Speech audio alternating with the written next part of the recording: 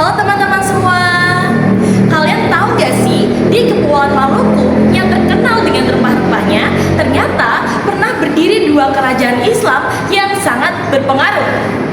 Yap, benar sekali, kerajaan Ternate dan juga kerajaan Tidore.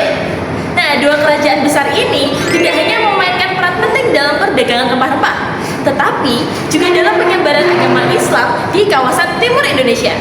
Penasaran dengan sejarah dan kisah menarik kerajaan tersebut? Yuk simak terus video ini sampai selesai.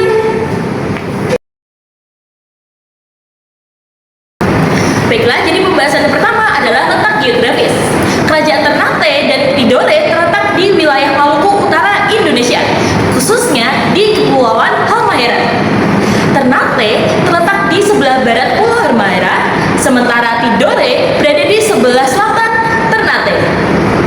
Baiklah, kemudian yang pertama adalah sumber sejarah dari kerajaan Ternate. Yang pertama adalah Istana Sultan Ternate yang merupakan peninggalan kerajaan Ternate yang masih berdiri kokoh di pusat kota dan menghadap ke laut. Bangunan bergaya arsitektur Tiongkok dan lokal ini kini menjadi cagar budaya yang dikelola pemerintah dan telah dipugar dengan baik. Kemudian yang kedua adalah makam Sultan Baabullah, yaitu tempat peristirahatan Sultan Baabullah, penguasa ke-24 kerajaan Ternate yang membawa kerajaan ke masa kejayaan. Namanya kini diabadikan sebagai nama bandara di Ternate sebagai bentuk penghormatan atas jasanya. Kemudian sumber sejarah yang kedua adalah sumber sejarah dari kerajaan Tidore. Yang pertama adalah Kadatokie yang merupakan istana peristirahatan Sultan Tidore yang terletak di Kelurahan Soasio, Tidore. Pernah hancur pada awal abad ke-20 dan dibangun kembali tahun 1997 oleh Sultan Zafar Shah, yaitu penguasa ke-36 kerajaan Tidore. Kemudian yang kedua adalah Benteng Tahula dan Tore yang merupakan benteng sejarah yang berkaitan dengan masa kolonial.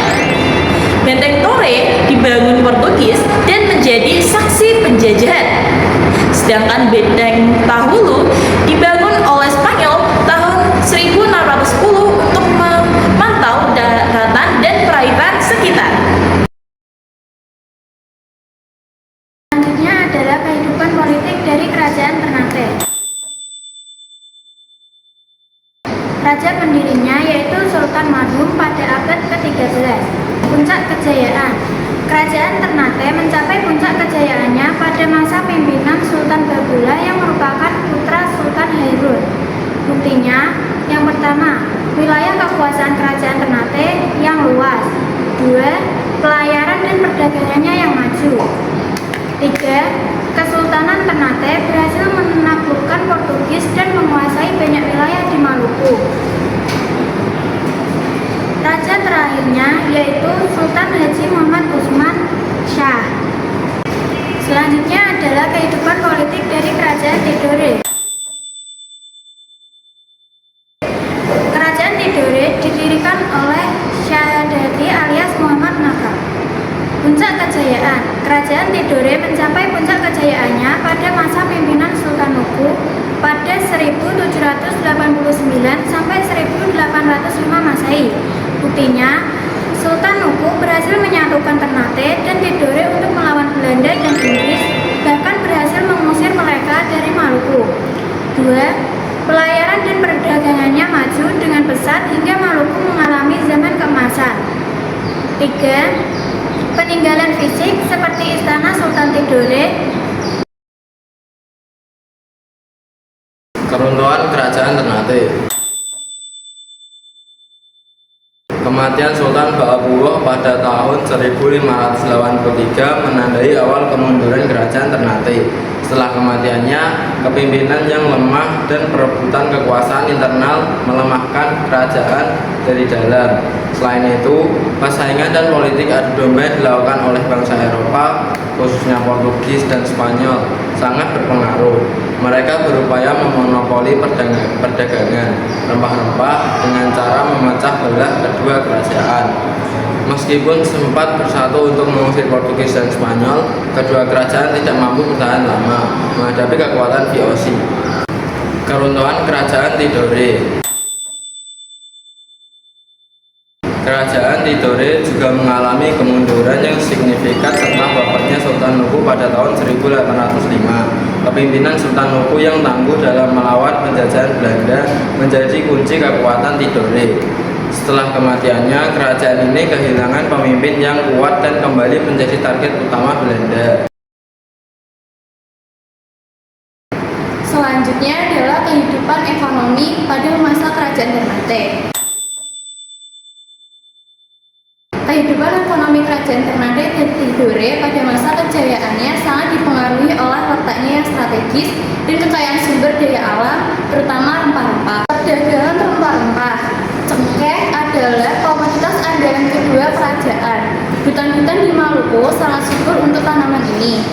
Ternate dan Tidore menjadi pusat perdagangan internasional, menarik perdagangan dari Arab, India, Cina, hingga bangsa Eropa, yaitu Portugis, Spanyol, dan Belanda.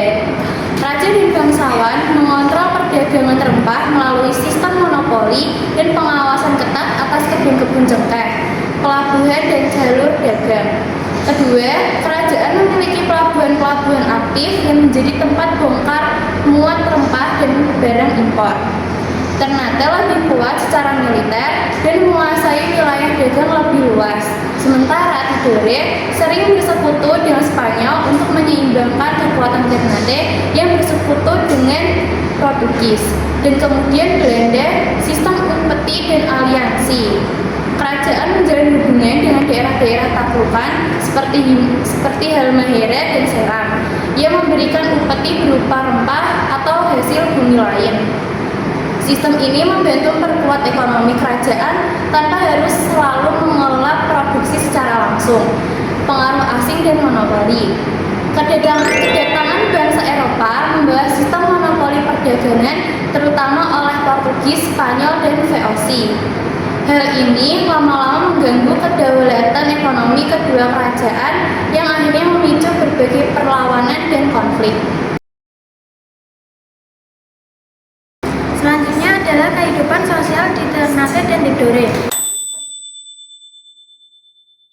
Kehidupan sosial di Ternate dan Tidore merupakan perpaduan kompleks dari berbagai pengaruh, menciptakan masyarakat yang dinamis, kosmopolitan, namun juga hierarkis dan dengan potensi konflik sosial. Perdagangan rempah-rempah, kedatangan agama-agama baru, dan interaksi antar etnis membentuk karakteristik unik kehidupan sosial di kedua kerajaan ini. Yang pertama, struktur sosial. Kedua kerajaan ini memiliki struktur sosial yang hierarkis. Sultan berada di puncak, diikuti oleh para bangsawan dalam berbagai tingkatan, ulama, dan rakyat biasa. Meskipun tidak terdapat sistem kasta yang kaku, seperti di beberapa wilayah lain di Nusantara, perbedaan kekayaan dan status sosial sangat terlihat. 2. Interaksi antar etnis. Penduduk Ternate dan Tidore terdiri dari berbagai kelompok etnis. Interaksi antar etnis ini menciptakan percampuran budaya, namun juga berpotensi menimbulkan konflik. 3. Pengaruh perdagangan rempah-rempah. Sebagai pusat perdagangan rempah-rempah, kedua kerajaan menarik perdagangan dan pendatang dari berbagai wilayah Nusantara dan mancanegara. Hal ini menciptakan masyarakat yang kosmopolitan dengan beragam budaya dan bahasa, namun juga menciptakan kesenjangan ekonomi yang signifikan antara rakyat kaya dan rakyat biasa. Selanjutnya adalah kehidupan budaya. Kehidupan budaya pada masa kerajaan Ternate dan juga Tidore sekitar abad ke-15 hingga ke-17 sangat dipengaruhi oleh perdagangan rempah-rempah, penyebaran Islam, dan juga interaksi dengan bangsa-bangsa asing seperti Portugis, Spanyol, dan juga Belanda. Selanjutnya adalah agama dan kepercayaan. Islam sebagai dasar budaya. Masuknya Islam membawa perubahan besar dalam sistem kepercayaan, adat, dan juga pemerintahan. Kemudian, ulama dan penyebaran agama. Ulama lokal dan luar negeri meliputi Arab dan Gujarat berperan penting dalam pendidikan dan dakwah, sistem sosial dan pemerintahan. Kemudian, Sultan sebagai pemimpin tertinggi. Sultan dianggap wakil Tuhan di bumi, membangun secara politik dan juga religius. Kemudian selanjutnya adalah struktur adat. Masyarakat terdiri dari bangsawan, rakyat biasa, dan juga budak. Hukum adat ditegakkan melalui lembaga adat atau bobato, tradisi, dan upacara. Selanjutnya, tradisi dan upacara. Yang pertama adalah upacara adat, seperti penobatan sultan, pernikahan bangsawan, dan juga penyambutan tamu agung. Kemudian selanjutnya adalah festival keagamaan, tradisi perayaan Maulid Nabi, Nazrul Quran, dan juga Idul Fitri dijalankan dengan perpaduan Islam dan juga adat lokal. Kemudian selanjutnya adalah kesenian dan sastra.